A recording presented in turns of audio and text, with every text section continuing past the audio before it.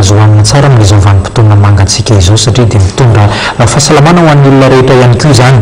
Lafim-baovao afa tanteraka kosa indray namoaka karatra visa ahafahana mikirakira vola na aiza le manerana izao tontolo izao izay antsoina hoe carte Ocean Cash ny Emergent Prepaid Madagascar nampahafantarina tamin'ny fomba ofisialy tetsy Antaninarenina moa ny mombamomba ity vokatra vaovao ity.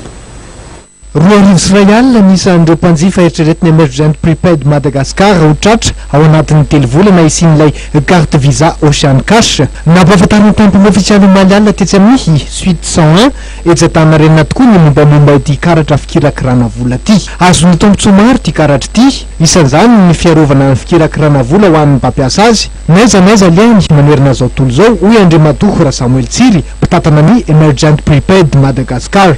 Tsy mino manokatra kontan'ny banky ianao fa mividy an'ilay carte ianao mandrotsaka vola anatin'ilay carte ianao dia afaka mampiasa an'ilay carte ianao any amin'ny varotra na mibotire maka vola ianao any amin'ny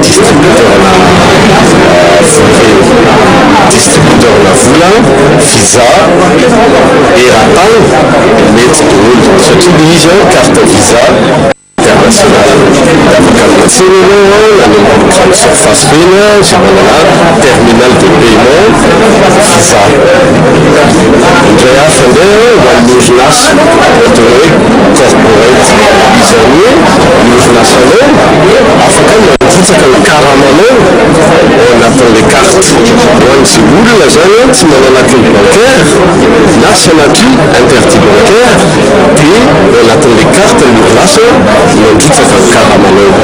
Misy question sécurité zany io zavatra io.